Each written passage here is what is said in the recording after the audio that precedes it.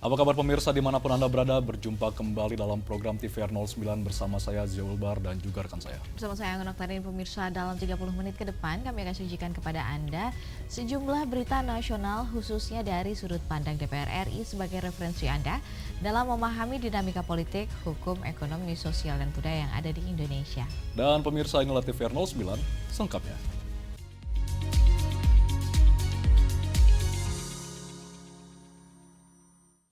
Komisi 13 DPR RI mendorong pemenuhan kebutuhan anggaran Lembaga Perlindungan Saksi dan Korban menyusul bertambahnya cakupan mandat melalui undang-undang yang baru.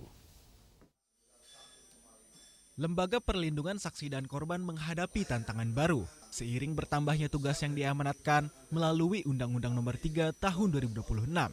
Regulasi itu memperluas cakupan layanan mulai dari pemulihan korban, pemberian kompensasi dan restitusi, hingga penyediaan rumah aman dan pembentukan perwakilan di daerah. Menyikapi hal itu, Komisi 13 DPR RI menekankan pentingnya kesesuaian antara penambahan kewenangan dengan kesiapan anggaran, khususnya untuk rencana kerja dan anggaran tahun 2027.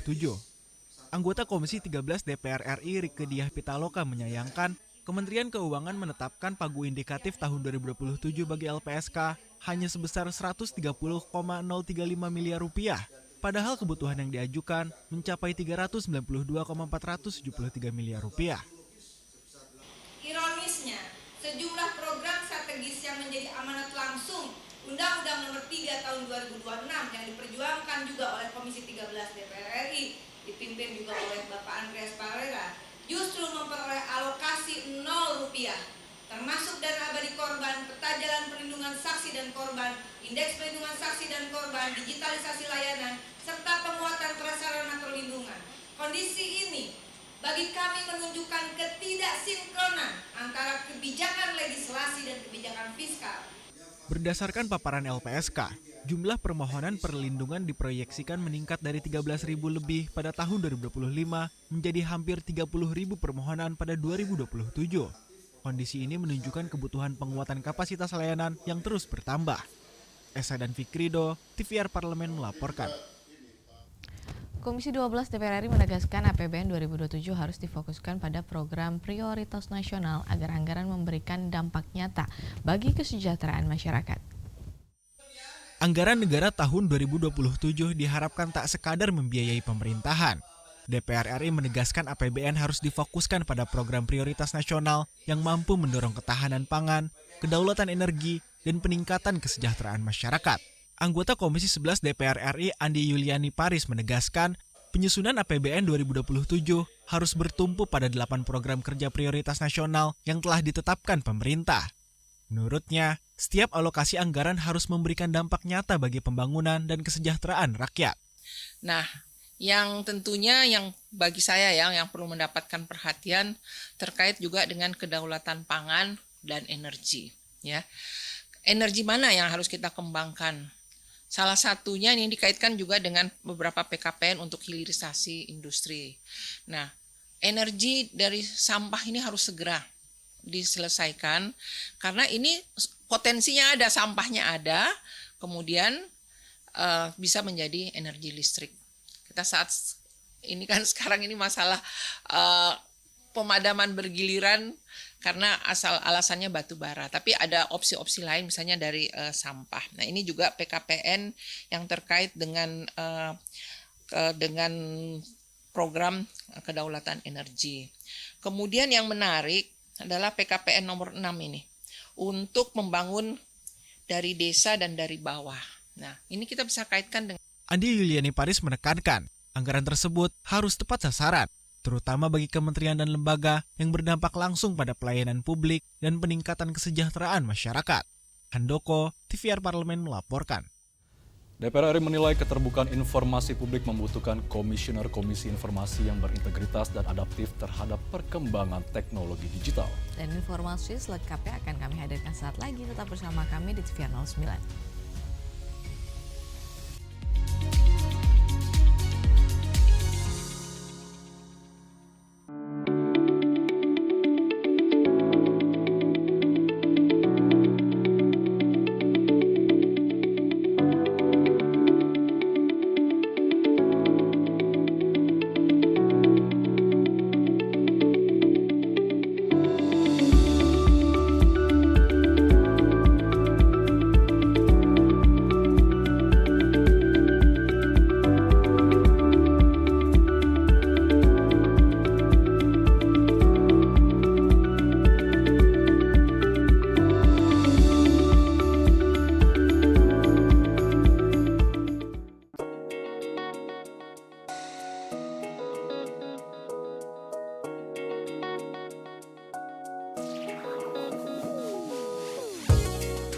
Kehadiran mereka tidak hanya mewakili suara perempuan, tetapi juga membawa perspektif yang beragam serta pengalaman hidup yang unik ke dalam proses pembuatan kebijakan.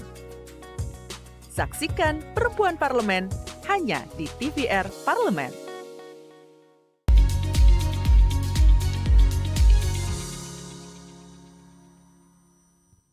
Pemirsa, Komisi 1 DPR RI menggelar fit dan proper test calon anggota Komisi Informasi Pusat dengan menekankan integritas dan kompetensi sebagai syarat utama. Komisi 1 DPR RI menggelar fit dan proper test pada 19 calon anggota Komisi Informasi Pusat periode 2026-2030. Dalam seleksi ini, Komisi 1 DPR RI menekankan aspek karakter yang berintegritas dan kapabilitas sebagai kriteria mutlak. Anggota Komisi 1 DPR RI Elita Budiati menyatakan, sebagai institusi penjaga keterbukaan informasi publik, Komisi Informasi akan berhadapan dengan tekanan dan intervensi kepentingan.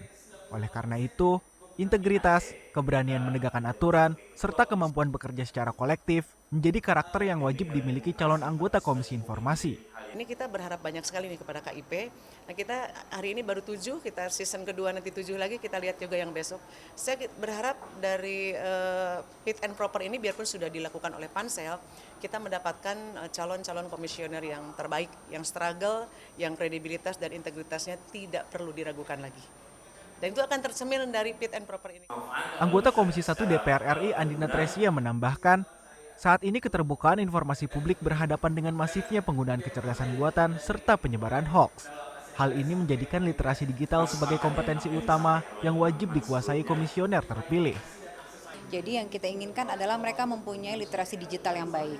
Dikarenakan dengan literasi digital yang baik, mempunyai koneksi erat dengan informasi publik karena itu juga sangat membantu kinerja dari KIP dengan data analisis dan lain-lain sehingga AI ini adalah hal yang baik jika kita lihat dari sisi positif, tetapi juga ada hal yang negatifnya pastinya dengan deepfake dan lain-lain. Dan Fuad, TVR Parlemen melaporkan. Wakil Ketua DPR RI Sufmi Dasko Ahmad menegaskan perlindungan tenaga kerja harus menjadi prioritas dalam proses peralihan pengelolaan kawasan ex-Hotel Sultan.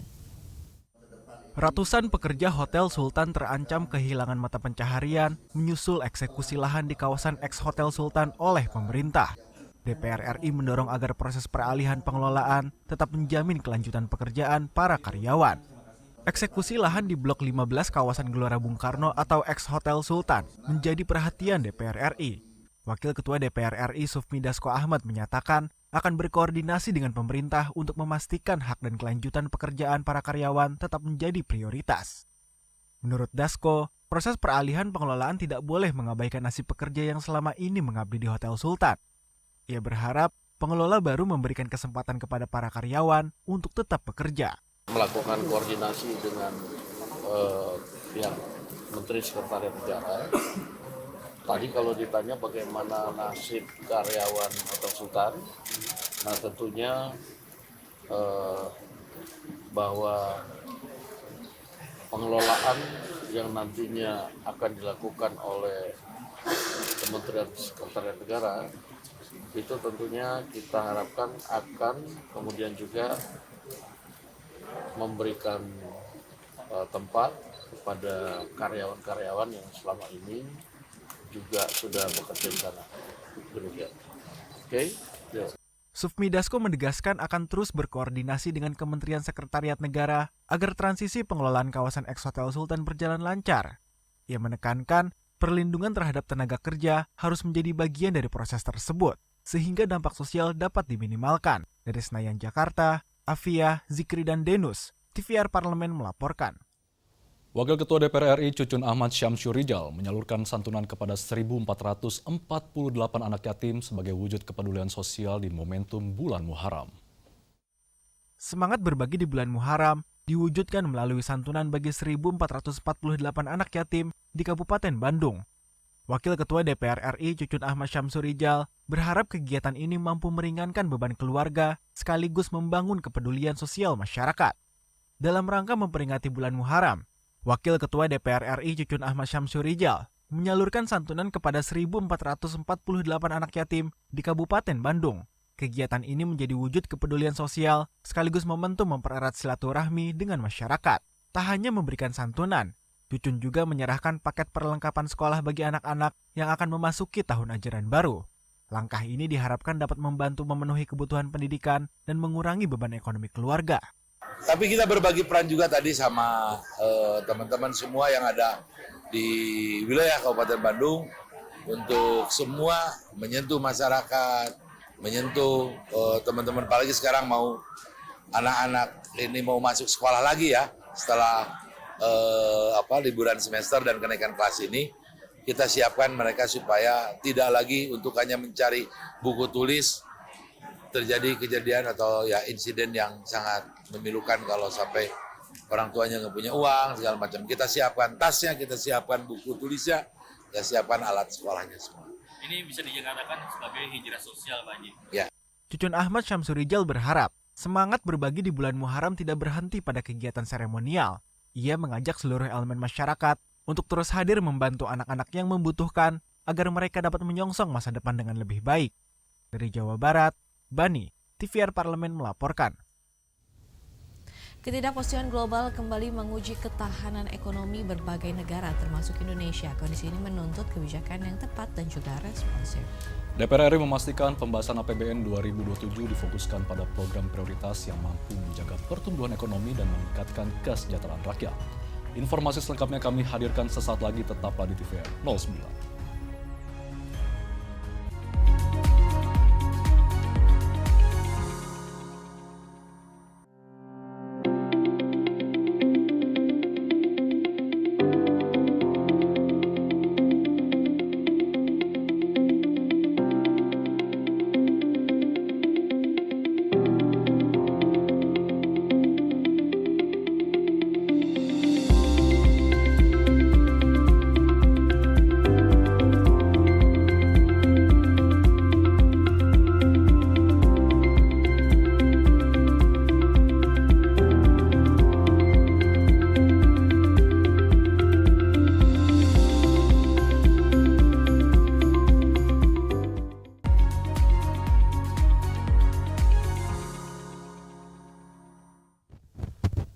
Konflik Amerika Serikat dan juga Iran sempat mengguncang ekonomi dunia. Dampaknya turut dirasakan Indonesia melalui pelemahan rupiah dan juga meningkatnya ketidakpastian ekonomi.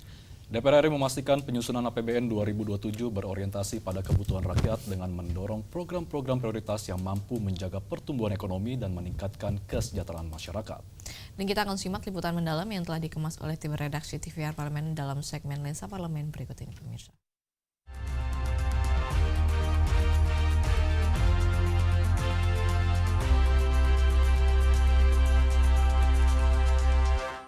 Perang Amerika dan Iran menjadi momentum awal terpuruknya ekonomi sejumlah negara di dunia, tak terkecuali Indonesia. Perang itu menyebabkan ditutupnya Selat Hormuz sebagai jalur strategis distribusi energi ke seluruh dunia. Kenaikan harga minyak pun tak terelakkan, kebutuhan dolar yang meningkat pada akhirnya membuat rupiah melemah hingga sempat menyentuh angka Rp18.000 per dolar. Namun kondisi anjloknya ekonomi diharapkan bangkit perlahan pada akhir bulan Juni, menyusul adanya pembahasan kesepakatan damai antara Amerika dan Iran. Anggota Badan Anggaran DPR RI Nurul Arifin menilai pemerintah perlu bercermin pada kondisi sekarang dalam menyusun anggaran pendapatan dan belanja negara atau APBN tahun 2027. APBN 2027 harus mampu menjadi instrumen utama untuk memperkuat kemandirian ekonomi Indonesia. Dengan kata lain, meningkatkan aktivitas produksi nasional dan tidak bergantung pada bahan baku impor yang pasokannya rentan bergejolak. Alokasi APBN harus berjalan tepat sasaran agar mampu menumbuhkan ekonomi, memperkuat nilai tukar rupiah, dan membuka lapangan kerja baru. Dan yang pasti bahwa dengan MOU ini ditandatangani, paling tidak Selat Hormuz akan dibuka kembali. Nah, dibuka kembali berarti ini positif untuk iklim politik dan iklim ekonomi seluruh dunia ya secara global itu, karena kemudian harga minyak kembali akan turun. Kemudian nilai tukar dolar akan stabil begitu ya di tingkat global, dan rupiah juga insya Allah bisa terus menguat begitu ya. Jadi artinya ini berimbas pada segala macam aspek karena di sana ada stabilitas politik sama dengan stabilitas ekonomi. Setiap komisi di DPR kini tengah sibuk dengan pembahasan rencana kerja anggaran tahun 2027 bersama kementerian dan lembaga terkait. Merujuk pada kondisi ekonomi saat ini, hampir semua komisi mengusulkan alokasi anggaran yang berdampak langsung kepada masyarakat. Komisi 10 DPR RI misalnya telah menyetujui pagu indikatif Kementerian Pendidikan Dasar dan Menengah sebesar Rp58,23 triliun. Sementara Kementerian Pendidikan Tinggi, Sains dan Teknologi memperoleh Rp64,84 triliun. Anggaran diarahkan untuk memperbaiki 71.000 satuan pendidikan, mulai dari TK hingga SLTA dengan prioritas wilayah terdepan, terluar dan tertinggal atau 3T. Perbaikan sarana dan prasarana tentu perlu diikuti dengan kesejahteraan guru honorer maupun P3K yang menjadi garda terdepan dalam peningkatan mutu pendidikan. Sekali lagi percayakan saja kepada mekanisme yang ada. Jadi kita semuanya masih prihatin memang bahwa kondisi guru masih seperti itu. Ada dosen bahkan di bawah UMR, UMK itu masih ada. Kita sudah laporan semua, sudah kita sampaikan semua. Nah, sudah direspon juga oleh pimpinan DPR. Tetapi tentu itu kan respon sesaat. Nanti kan harus diformulasikan yang lebih real. Jadi jangan hanya janji atau hanya merespon saja. Itu reaksioner seperti itu enggak. Tetapi diformulasikan untuk supaya lebih realistis sesuai dengan kemampuan keuangan negara. Aspek kesejahteraan masyarakat juga digaungkan Komisi 12 DPR RI dalam rapat kerja anggaran bersama Kementerian Lingkungan Hidup. Komisi 12 dan Kementerian Lingkungan Hidup sepakat menjadi sekitar Rp105 miliar atau naik hampir 25% dibandingkan pagu indikatif awal. Anggaran itu digunakan untuk mendukung penyediaan sarana dan prasarana pengelolaan sampah, seperti kontainer, komposter, mesin pengayak kompos, motor sampah, dan mesin pres. Selain itu, sebagian anggaran juga ditujukan untuk memberdayakan masyarakat dalam pengelolaan sampah. Program berbasis masyarakat perlu menjadi prioritas karena memberikan manfaat langsung sekaligus memperkuat peran masyarakat dalam menjaga lingkungan. Kegiatan kementerian itu harusnya memang melibatkan masyarakat dan kemudian berbasiskan ke masyarakat. Jadi tidak hanya semata-mata terkait belanja pegawai saja. Maka kami sangat mendorong adanya penambahan anggaran terkait dengan kegiatan-kegiatan yang berbasiskan kepada masyarakat tersebut. Dan untuk itu kita meyakini bahwa sangat diperlukan untuk bagaimana mensosialisasikan berbagai macam regulasi, kemudian juga kebermanfaatan dan melibatkan masyarakat di dalam menjaga lingkungan. Ya. Memberikan fokus anggaran kepada program yang berdampak positif pada daya beli masyarakat menjadi kunci penguatan ekonomi tahun 2027. Pada akhirnya, pertumbuhan ekonomi akan naik dengan sendirinya jika aktivitas transaksi masyarakat dan alokasi APBN sehat tanpa penyimpangan, serta kebutuhan dalam negeri tercukupi tanpa impor berlebihan.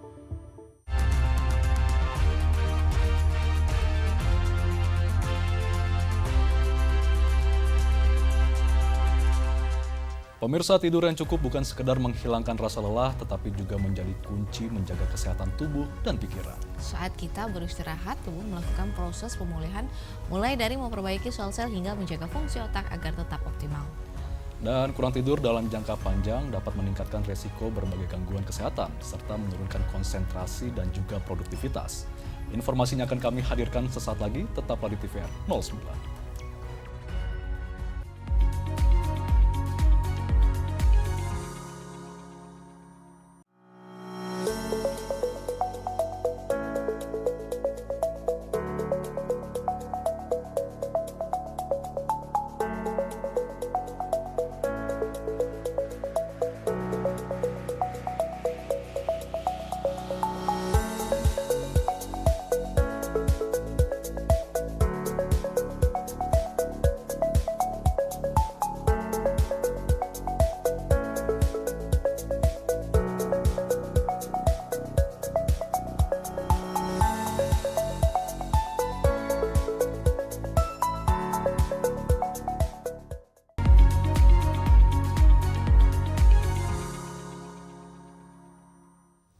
Anda kembali di TVR 09. Membangun kebiasaan tidur yang teratur, mengurangi penggunaan gawai sebelum tidur, dan juga menciptakan lingkungan yang nyaman dapat membantu meningkatkan kualitas istirahat. Dengan waktu tidur yang cukup, tubuh akan lebih bugar, pikiran lebih jernih, dan aktivitas sehari-hari dapat dijalani secara lebih optimal. Selanjutnya kita akan menyaksikan Jangan Sepelekan Waktu Tidur, mengapa istirahat itu penting dalam segmen Intips, Informasi dan Tips berikut ini.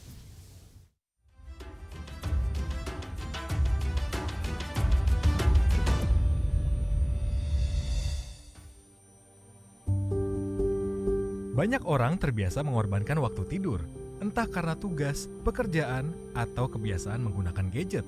Tidur larut sering dianggap hal biasa, bahkan kadang menjadi kebanggaan.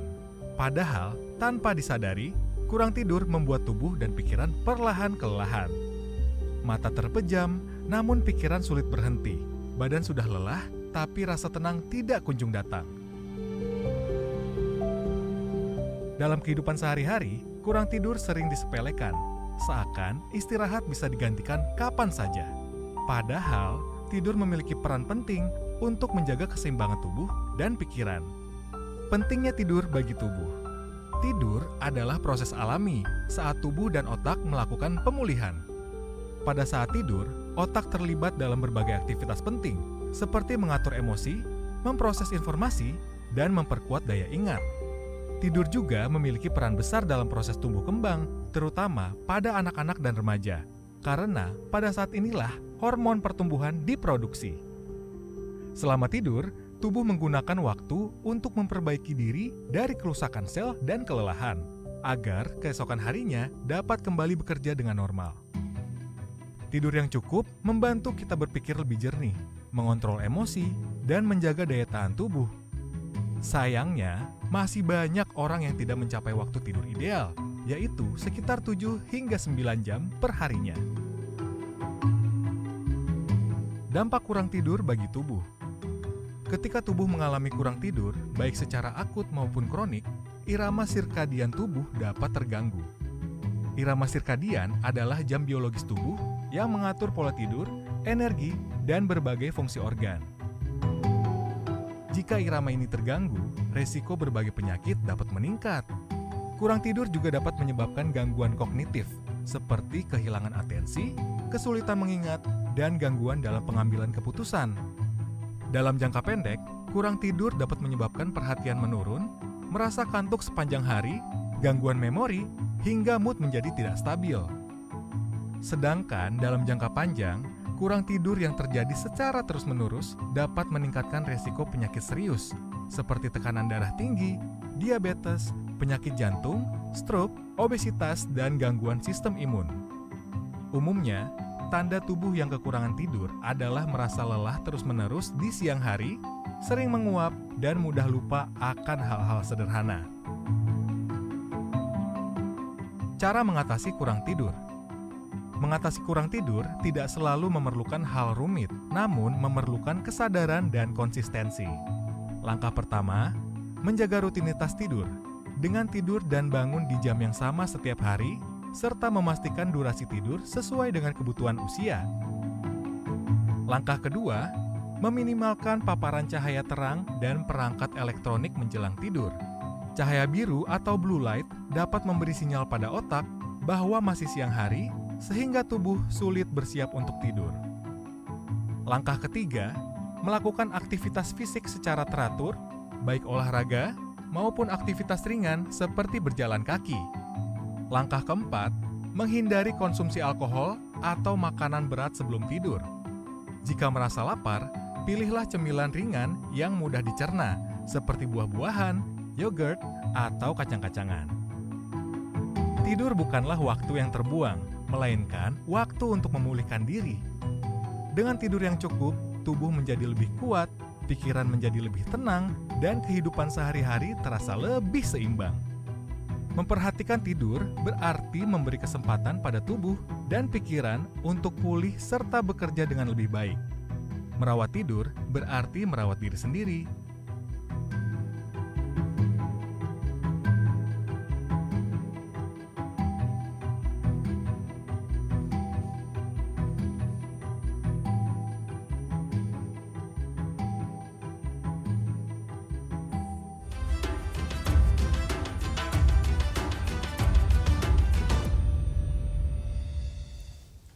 Dan pemirsa, di penghujung acara kami hadirkan agenda DPR RI pada hari Senin 29 Juni 2026.